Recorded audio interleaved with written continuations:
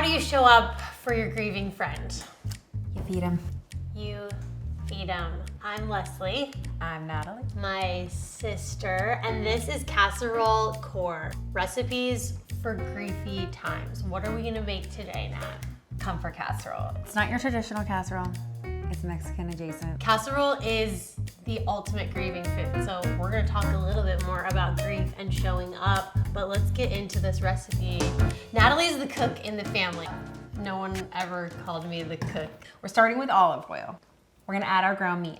1.5 pounds. You can use beef, you can use pork, but today we're using chicken. My book, You're So Strong, is about my husband dying. When Ryan died, Natalie was my neighbor. She lived 5 houses down, and he fed me a lot.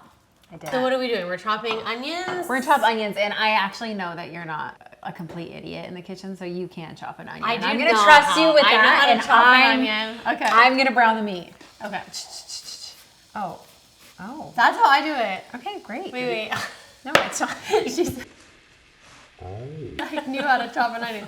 This is how I chop an onion. I make a grid. You know what? It's fine. She makes a grid. Okay. She doesn't and like then her grandma I does it. like this. This is how grandma taught me. Like this. Yeah. You gave me This the is hardest. Great, I know. So we're chopping onions, and we're gonna try not to cry when we talk about the worst thing that ever happened. Maybe there shouldn't be onions in grief casserole. maybe. Like, if you're already sad, it's already why are we cooked. making you sadder? Okay, so when someone is going through something really bad, food actually doesn't taste like anything.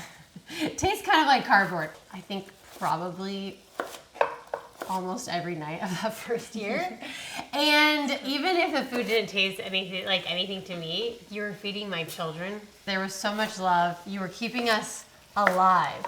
And I think at the time, I didn't say thank you. For everyone that's watching, I just want to say first, thank you, Natalie. Okay, so this is what I do with the extras. I just throw it away.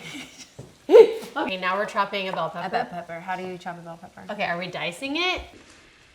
Why don't I mix and you chop? Yeah, let's do that. Okay. Recipe. Why do you think that the casserole has been the #1 food of choice to drop off for people who just lost somebody? I have a few theories on this. Okay. She's got a theory. One, casseroles are the staple food of the Midwest. Okay. And I feel like it's like that Midwest or that Southern hospitality. That we don't necessarily have On like the wet, we're bringing it back. The other theory is that you can make a casserole and put it in a dish that can be thrown away. You can make this entire thing, put it in a foil pan, and you're handing somebody one thing instead of many components, and then they don't have to return the dish back to you, because that's like asking them to do a favor. I'm putting a jalapeno in, but I'm seeding it because I just like the taste of the jalapeno. But if you carefully remove the seeds and the veins, you won't have the spice. So don't worry, it's not a spicy casserole. Then we're gonna add garlic. You don't really want to add garlic until the end, because why is that? But burnt garlic just really changes the taste. And cook until fragrant. About one more minute. Fragrant until you can smell it. Fragrant. Is it fragrant or fragrant? It's fragrant. Fragrant? Nobody knows. It's unknowable. We're adding garlic now. Okay, can you smell the garlic? It's fragrant. Oh, okay. Yeah, it's fragrant. Okay, now I'm gonna salt it. 2 teaspoons of teaspoons. kosher salt. Now, kosher salt is a little less salty than sea salt. So you can be a little bit more. Love is salt.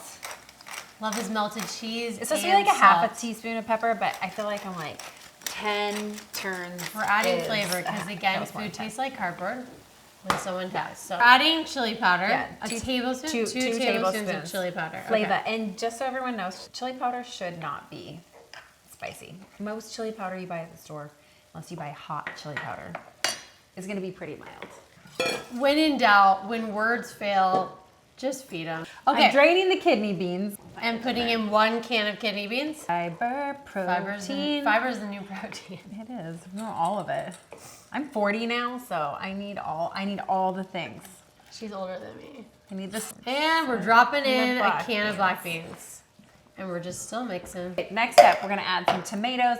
This is like essentially a chili casserole. My mom used to make chili casserole when we were kids, but And it had cornbread, Bisquick cornbread on top of it. Do you remember? I feel like I could smell it from the basement. I can't think of it anything better than Bisquick cornbread. Like, you didn't want to have the Bisquick? It was like this cornbread? combination of smell, and I was always like, I don't know if it was the texture. So you know what? We skipped the cornbread. She was born with cornbread. A highbrow taste. I feel like I liked it. Okay. A little chicken stock because it's going to cook down. And this is bone broth because I'm like, if you're going to feed someone, just keep adding the nutrition. So we're just sneaking in the nutrients. We're sneaking in the nutrients. We've got vegetables, we've got protein, we've got fiber. We are trying to stock them up. It's so hard. Your life goes kaboom to get good food in your body. You're just making quick, weird choices. We just ate a lot of just ramen, just dry ramen. Just dry ramen. We called it fresh ramen. That's what the kids called. That's what we called it. I want fresh ramen tonight. Like, and just the hard noodles? It's seared in my mind. With like salt sprinkled on it? You just put the packet of the seasoning on it. I was wasting away. And so, honestly, putting bone broth into ramen is a hack right there. I know. I'm bone broth. I'm team bone broth into everything. But this has simmered for 20 minutes. Now what are we going to do? What's going to make it a casserole is we're going to add some corn tortilla strips and some melted cheese. And, some sour cream.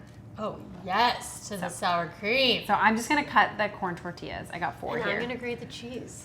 There's no way to screw up grating cheese, right? No. Except unless you get like a little piece of your skin in there. Oh, that's disgusting. Has this ever happened to you? Oh, the other great thing about casseroles is they're the best to reheat. Or they also freeze really well, so you could make this one ahead of time and give it to somebody as a freezer meal. Let's get this together. We're gonna put this in until the cheese is bubbly and a little bit crisp. Okay, open that up. Gorgeous. All right, the comfort casserole is done. It just needs a little extra love. It does. It can totally stand on its own. Or I like to zhuzh everything up. Oh, some onion. Some onions, some avocado. I'll have a little bit of lime. All right, it's time to try this comfort casserole. Let's go for it.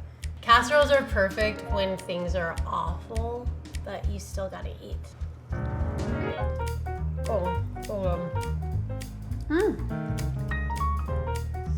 Send this casserole and this book to your grieving friends, or just make it for yourself and eat it and get the cheese all over every page. I would feel so honored and loved.